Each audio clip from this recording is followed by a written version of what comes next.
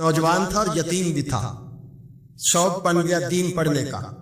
محلے دار علاقے والے کہنے لگے کہاں سے کمائے گا, نہ باپ ہے نہ ماں ہے نہ گھر ہے, کہاں سے؟ حضرت رومی کہتے ہیں نوجوان نے جنگل میں جھونپڑی لگا لی. وہاں وہ صبح مدرسے جاتا, شام کو جنگل میں رہتا, وہاں اللہ اللہ کرتا, سبق یاد کرتا. ایک دن بادشاہ کی بیٹی رستہ بھول گئی, جنگل میں آئی سہیلیوں کے ساتھ, باڈی گارڈ بھی ساتھ تھے پر رستہ بھول گئی.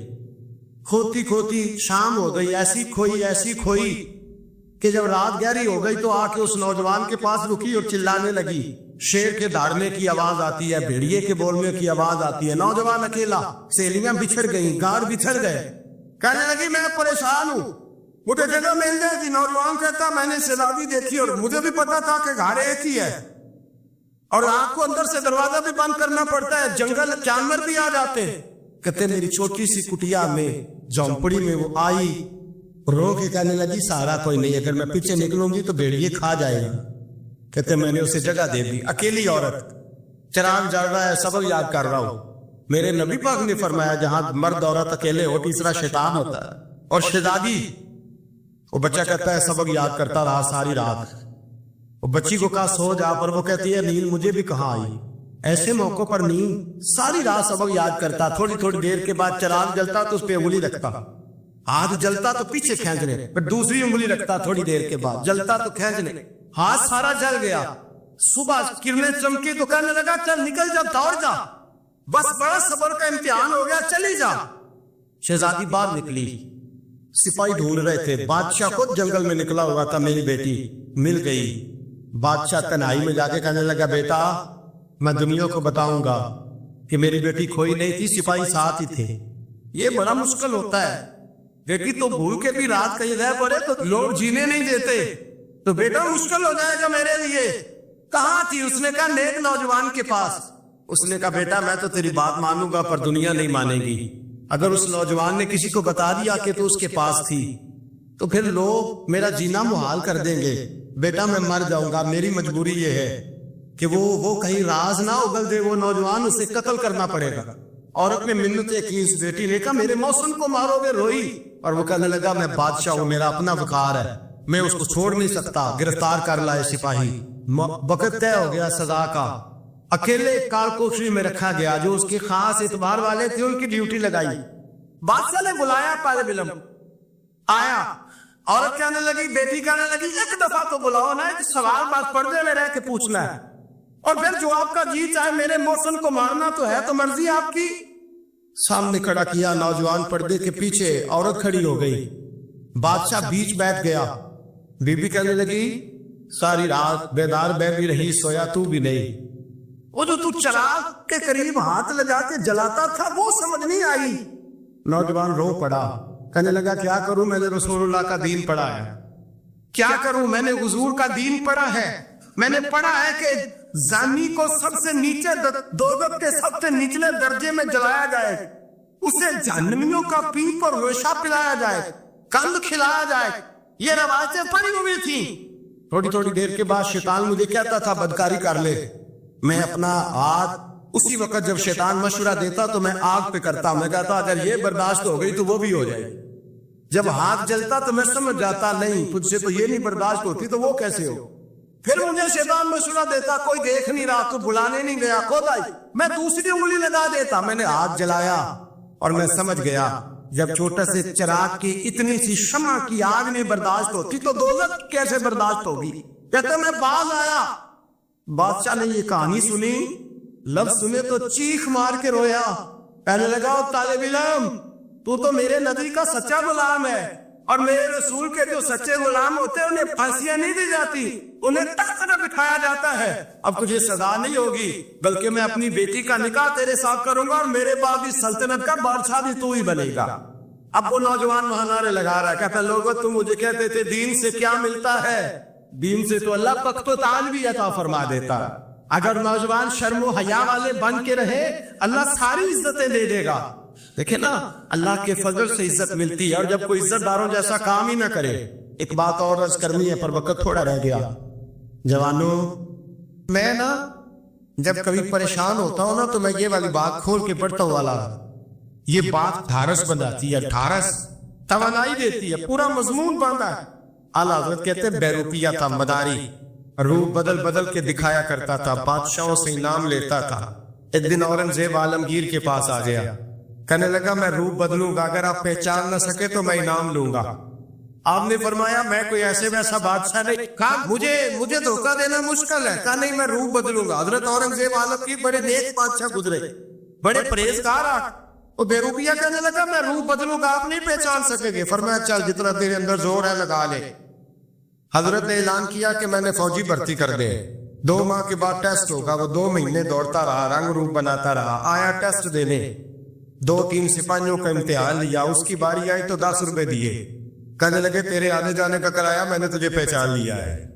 کچھ دنوں کے بعد جانے لگے سفر پر تو بھکاری آ گئے خیرات مانگنے. اس نے بھی سارے منہ پر سیاہی مال لی, کپڑے پھاڑ لیے, سر کے بال مڈا لیے, پگے تک کٹا لی, بدرنگ ہو کے آیا. کیسا آگے کیا تو حضرت نے 10 روپے ڈالے. کہنے لگے تیرے آنے جانے کا کرایہ میں نے پہچان لیا ہے. کچھ دن گزرے تو ٹیچر کی ضرورت تھی. اس نے منہ سے بڑی کر لی, داڑھی نکلی لگا لی, سر پہ جنا کیپ پہن لی, ایک شیروانی لے لی اور ہاتھ میں چھڑی پکڑ کے آیا. کہنے لگا میں استاد ہوں, 2-4 بندوں کا امتحان لیا, اس کی باری آئی تو 5 روپے دیے, 10 روپے دیے. کا تیرا کرایہ میں نے پہچان لیا. 2 سال گزر گئے. وہ جب بھی آتا حضرت پہچان لیتے. ایک دن سفر پہ جا رہے تھے, بہت بڑا لشکر تھا, جہاد کرنے جا رہے تھے اورنگزیب عالمگیر. تو دیکھا ایک پہاڑی ہے, پہاڑی پہ لوگ جا بھی رہے ہیں آ بھی رہے. اورنگزیب عالمگیر پوچھتے لگے یہاں کیا ہے.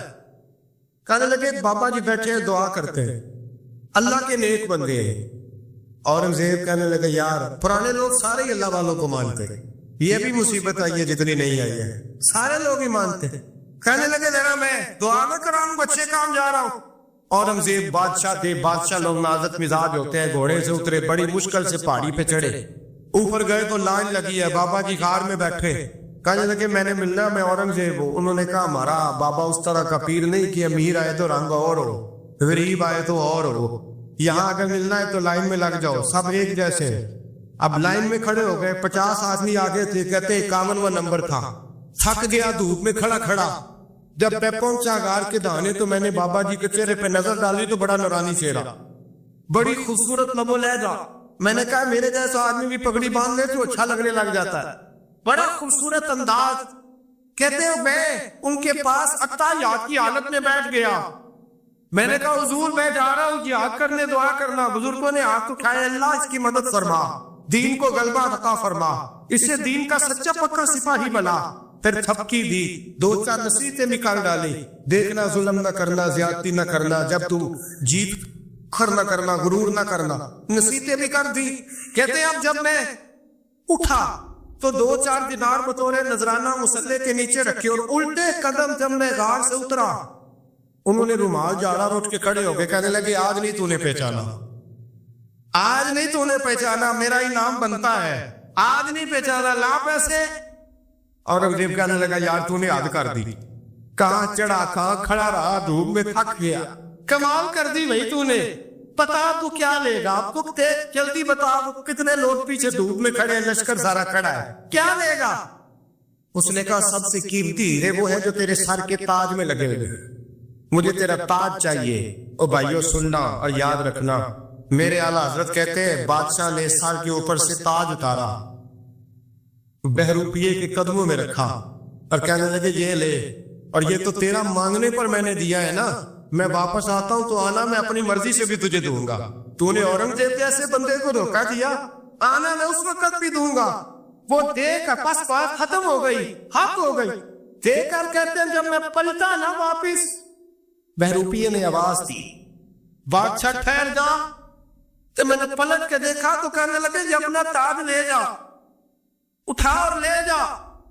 میں نے کہا 2 سال بیت گئے تجھے محنت کرتے, آج قابو آیا تو لے جاؤ. کہنے لگا لے جا, مسئلہ سمجھ میں آ گیا. میں نے کہا مجھے بھی تو سمجھانا.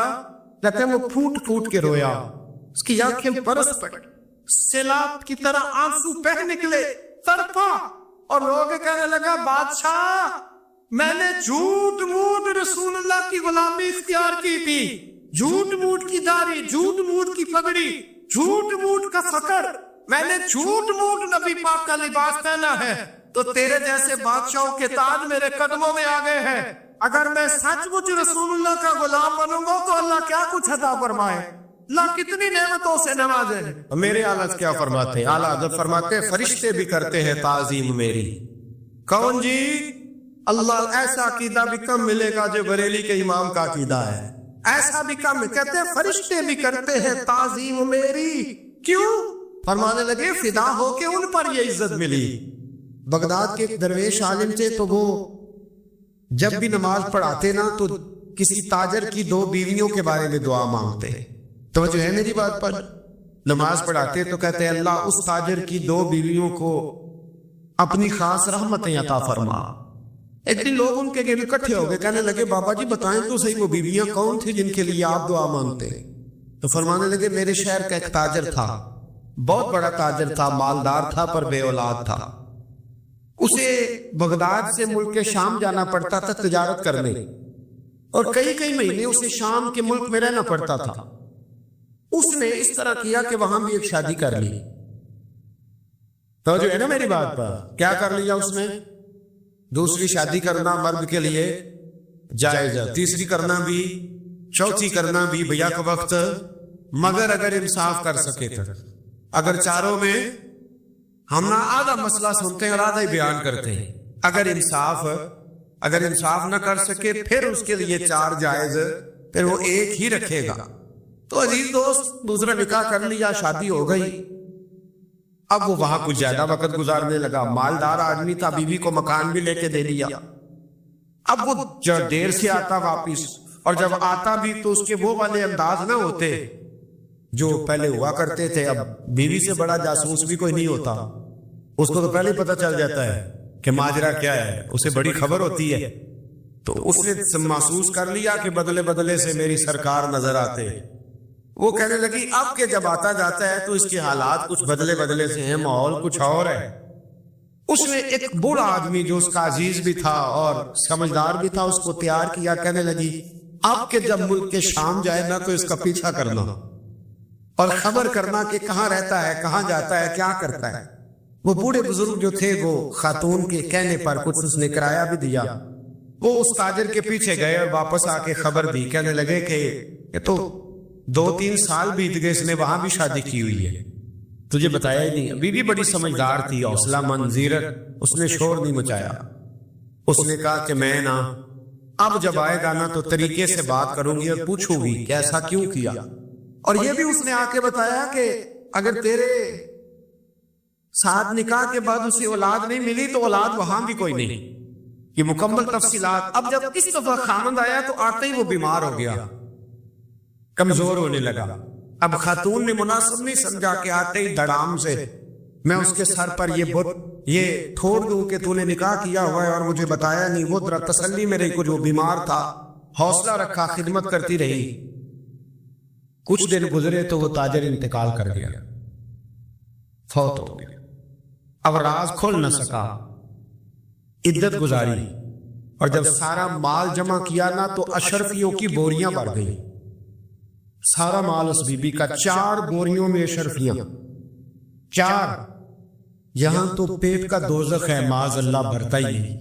حل من مزید، حل من مزید۔ وہ جو کہتے تھے نا کہ بس باہر چلا جاؤں اور باہر میں کچھ تھوڑے سے پیسے کما کے 2-3 سال میں لوٹ آؤں گا، پھر یہاں آ کے کوئی کاروبار کروں گا، وہ گئے ہیں تو واپس نہیں آئے۔ وہ جو کہتے تھے نا بس میں نے اتنا سا کاروبار کرنا ہے کہ مکان بن جائے، انہوں نے 4 مکان بھی بنا لیے ہیں، لیکن بریک حل میں مزید کی دوڑ ہے۔ اب 4 بوریاں اس عورت نے چھپائے رکھی، کوئی بندہ نہیں جانتا بغداد میں کہ ملک کے شام میں تاجر کی دوسری بیوی بھی ہے۔ جب وہ فارغ ہوئی تو اس نے اس بوڑھے جاسوس کو پھر بلایا اور 2 بوریاں اونٹ پہ رکھی، خود بھی ساتھ بیٹھی اور ملک کے شام گئی۔ اللہ اکبر۔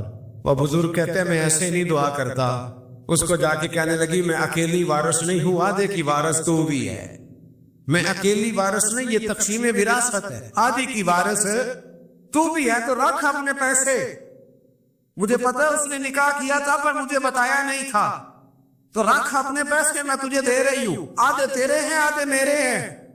اس نے نظر اٹھائی تو رو پڑی، کہنے لگی نہیں اب یہ سارے تیرے ہی ہیں، اگر تو اللہ سے ڈرتی ہے تو میں بھی رب سے ڈرتی ہوں، اگر تو مصطفیٰ کریم کا کلمہ پڑھتی ہے تو میں بھی اسی نبی کی ماننے والی ہوں۔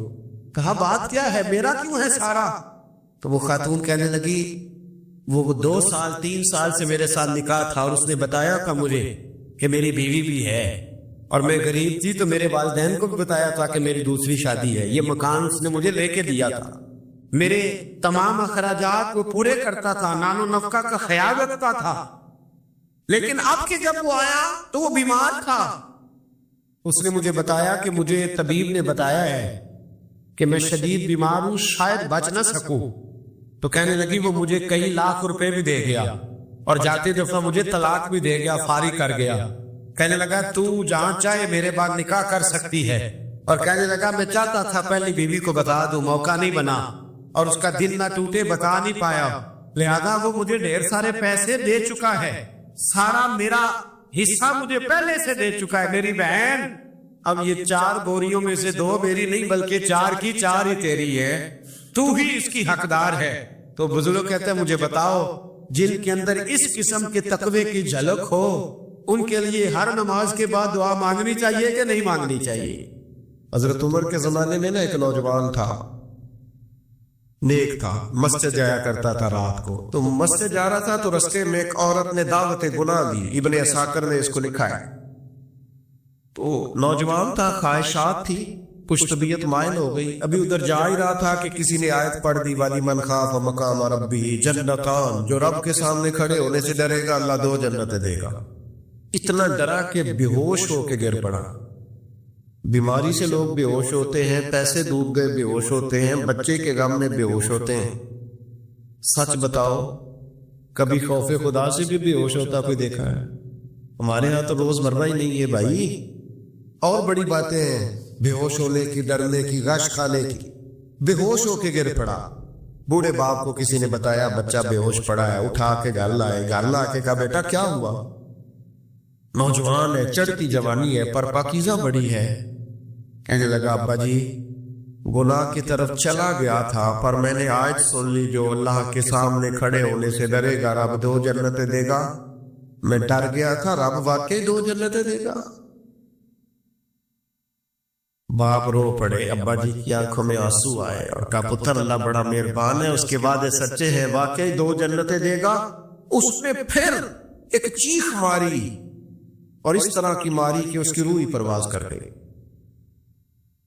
روح پرواز کر، کشتگانے خنجر تسلیم را، عشق کی خنجر سے قتل ہو گئے لوگ۔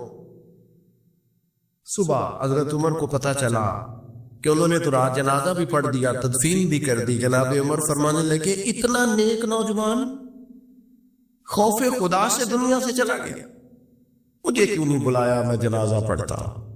فاروق اعظم فرما رہے